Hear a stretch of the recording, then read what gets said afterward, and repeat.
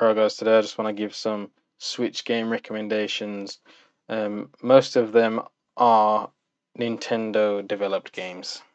So a lot of the indie games and stuff that'll be cut out. So these are mainly like Nintendo published games. I've separated them into a few different levels, some which you could pretty much play from the start really. It's like they're actually pretty easy. I'll leave Amazon links in the description to the games. You can all of these games you can play them on any Switch anywhere in the world, and it will have the language option. Some have a patch that came out prior to the game's release that has Korean, so you kind of need the internet. You wouldn't be able to play without the internet all of them because some of them don't have the language on the cart, but they do have it in an update. All right. So first of all, the easy games we have Animal Crossing, which is effectively a sim that allows you to just go around on an island and do like really basic things, digging and catching insects, catching bugs, and just doing the main story, which is really short. But effectively, all the items and there's like loads of flowers, fish, fossils, and stuff. Obviously, you don't need to know all the names of them, but a lot of things like fishing rod, uh, like bugs, that like the word for bugs and all this year. So if you just starting, you can just jump straight into this game, and you can probably search up every single word, and most of them will be useful. And then you can also talk to the villagers. Every time you talk to the like staff that are there on the island, you'll get conversation. So it's okay, but it's not amazing because a lot of the time you will just be walking around, um, doing absolutely nothing to do with any text, and you won't really be learning. But this is one where you have to like focus yourself onto the learning. Like you have to focus what you want to learn about. So well, there's no text on the screenshot, so I can't show you any text. But that's about it. So Pokemon, the Pokemon games are extremely good to start off with. Now here we have Pokemon Let's Go and Let's Go Pikachu, Let's Go Eevee. So these two games are really simple. It's just basically the red and blue Pokemon Red and Blue text. So it's really simple to get into. Obviously, there's no screenshots that show the text, but the characters speak pretty simply, and it is aimed towards children, so the language is a bit easier. Although you will come across things that you probably never seen before, like a couple of different words for like swimming and stuff like that. So these are good. All the menus are in Korean as well, so that's good as well. I'll show you the other Pokemon game, Pokemon Sword and Shield. So these are good as well. Basically the same thing, just more Pokemon. Um, Here we've got the text. This is the kind of text you can expect. A lot of it is repetitive, and it's basically the same as the English one, except it's in Korean. It's all basic like phrases and people just mainly conversational stuff. So, but obviously they have the fantasy elements, and sometimes they might mention a Pokemon's name, and you don't know what the Pokemon is, so you kind of just like, oh, what's that word? Because and a lot of the Pokemon names look like they just look like Korean words because obviously there's we just use Hangul and no like Chinese characters, so it's hard to differentiate between what can be an unknown word and what can be just a Pokemon's name. So you do have to be wary of that, but you generally see like a lot of repetitive words. You can also read the Pokedex entries, which also have like a description of the Pokemon. So you have that for both games, and also in the two versions they actually have different Pokedex entries. So if you wanted to read that, you can read that as well. Okay, next one. Paper Mario. This is really simple, like the conversations, and there's quite a lot of more text than I thought there would be.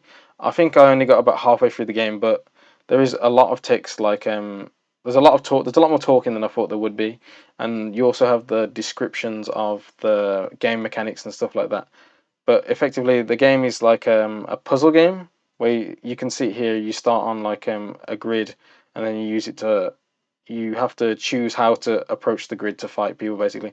So it's a puzzle game with pretty easy dialogue, and there's quite a lot of dialogue, except the only problem is it moves kind of slow, which means it's probably even better if you are kind of like not an intermediate advanced level and you're just trying to use it to pick up words. As you can see here, this is the kind of text you'll be looking at as you're playing the game. So I think that's it for the easy games, and Yeah, and then so now from now on, most of these are JRPGs, whether they're turn-based or action games. Usually they have a lot of text. So these are what I would say are the intermediate ones. They do have a lot of like fancy vocab, so it can be kind of hard. But once you start getting into it, you'll start understanding it. But no matter what you do, you'll always come across new words. Like obviously in your native language, it's hard to come across new words playing any of these games. And sometimes they also have like weird translations because like usually things will get translated. I had a good one in my head earlier that I was thinking of. Oh, that was it. So I actually saw the word for instant transmission in a book that I was reading, and I always thought it was weird that in Dragon Ball Z it was called um, instant transmission, and I realized that it's because the Chinese characters are more like formal words. So it seems like it's a weird combination of words in English because it's just a translation from the Japanese, which is like just a four letter word basically, but it's more of a formal word for them. So the way it was translated was more formal for us. Anyway, Octopath Traveler is a Square Enix JRPG. You can also get this on Steam, but it did initially come out on the Switch, and I think it was for like a year. But this has a lot of uh, really good like words in it. There's a lot of text, especially on the story parts. You can see stuff like this just constantly, and because there's like a text limit, a limit to how much text they can have on the screen, it means that the sentences are a bit easier sometimes. So it's like it's not overly complicated, and there's a lot of text in the game, and it's a fairly enjoyable game if you like JRPGs. All right, next one, Xenoblade Chronicles. You've played it before, but it's action JRPG. The combat is a little bit repetitive, but this game is really long. Like, and Octopath Traveler is pretty long as well. But this game is like, I think it took me about 45 hours, and I was literally reading all the text except for like in the towns. But if you wanted to sit there and read all the text in the towns, there would be a lot of text.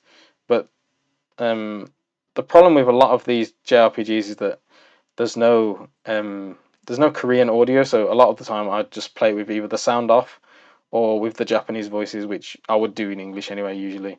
Although Xenoblade does have a really good dub. Both the Xenoblades, maybe the second one less so, but this one does have a really good dub.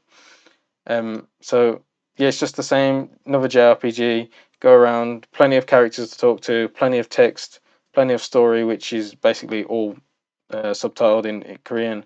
Even if you want to read the website, this isn't the main website, but there's a lot of information just on the web pages of the Korean Nintendo site. So pretty much the same game. Xenoblade 2, the combat's a bit different, um, but you just have the same thing. Loads of text, loads of NPCs in the towns, and then Bravely Default 2. I'm playing this at the moment. Once again, just story, lots of story, lots of text. These games are more complex than the first ones I showed, obviously. But the reason that these ones, the JRPGs, are good in themselves is because when you have the text, it does come up and you don't have to skip the text. So you can just play, and if you don't understand something, you can just search it up. What I tend to do is because I know enough words that I can generally get the gist of what's going on. I can just screenshot the word using the Switch, and then I'll just look it up later on. But sometimes if I can just search it while I'm playing because it's not automatically scrolling, which makes these games more intermediate games than like advanced games, which we'll see in a bit when we get onto the events. So the last intermediate game I would say is Fire Emblem Three Houses. This game is pretty much the same thing, tons of text, except it's a strategy RPG. As you can see from here, so you just move the units and everything, and all the items have descriptions.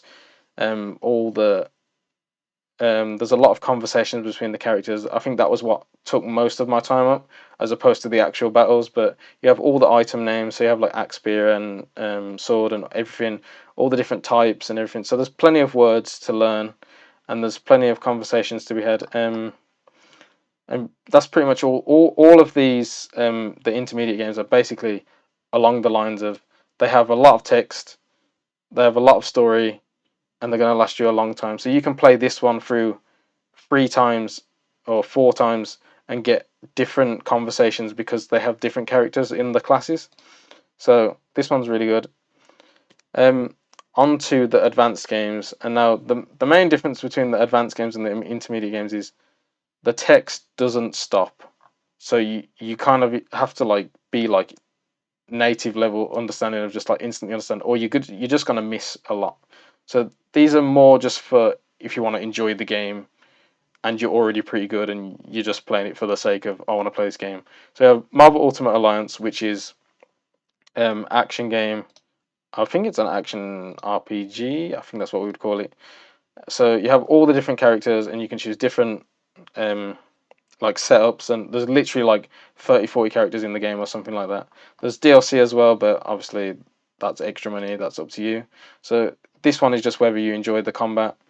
Next one, Astral Chain, Platinum Games, action RPG again, pretty much the same as something like Bayonetta. So this one's really good, but it's the same again. Whereas where there's no Korean audio, so you're playing in either English or Japanese audio, but the text comes up so quick that it's like, and there's a lot of sci-fi words and technical words that will come up. So there's probably going to be quite a few words that you don't actually know, and because it's so quick, it's hard to just get your head around it. So you're kind of just playing these games for just the fun that you want to play that game. So it's just another action RPG. Platinum Games, typical Platinum Games game like Metal Gear Rising and Bayonetta. So that's that. And then Daemon X Machina. This is like a mech game.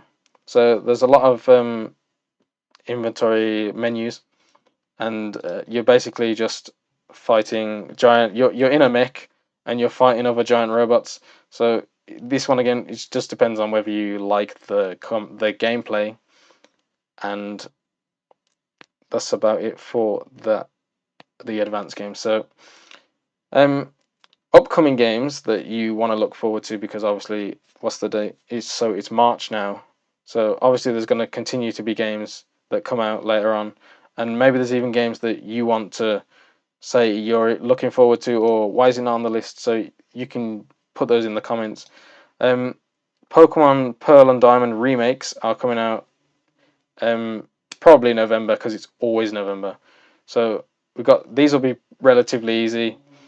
There is also another new game coming out, but we don't know when. So this has Arceus in it, and it's like an action RPG where you just roam around, kind of like Breath of the Wild, where you just basically walk around. But I've got a feeling that this one will not have as much text as the other Pokemon games. So this one will be more like what I would consider Breath of the Wild to be, where it's like there's not enough text for me to recommend like, oh, this game is good for learning Korean, because you don't really see enough text for it to be worth it. You would be better off spending time just reading a book or reading a webtoon or something. It would be slightly less than reading a webtoon, because you've obviously got the text already there. Whereas with this one, you're just walking around a lot with no text. And also there is a remake of a game called War of Genesis, which is Korean, and it does have Korean voice acting, and it probably will only have Korean voice acting. I don't know if they're going to dub it, and I don't know if they're going to bring it to the West. But I will leave the link to this website, and this website has two or three videos. So one is just the preview of the game that was announced last year or 2019. I'm not sure, but this game should be coming out soon. So I think this will be really good. Will be like Fire Emblem. You'll see if you check out the video, but effectively it's just another strategy RPG. So that's about it for the games. If there's any games that you think you would recommend to people to play, these are mainly for the purpose of learning Korean as opposed to just playing games in Korean, because obviously that is not the goal. That's not what we want to achieve. Like if you're just playing games in Korean, most of the time, a lot of the games won't have enough text to justify spending that time just doing it because in order to learn Korean. But if you just want to do it to play the game, if you just want to play the game, then that's your choice. Like I used to play League of Legends Teamfight Tactics in Korean, but I didn't really learn any words from it because one, I didn't look up the words, and two, I would just not read the words most of the time. I would just hover over the thing like, oh yeah, okay, that's what it does, kind of. I think I can kind of guess it, and then I would just go off it because you have to kind of care about the story enough to want to look up the words, and also you have to be able to not be able to play without the words. It's much like changing your your computer or your phone into Korean. It's not gonna make you better, and it's not gonna automatically learn the word for X or Y because you're not unless you like look it up. You're probably just not gonna learn it because you won't remember it. You won't look at it. You'll just click the button and click the button. All right, so that's enough of that. Thanks for watching.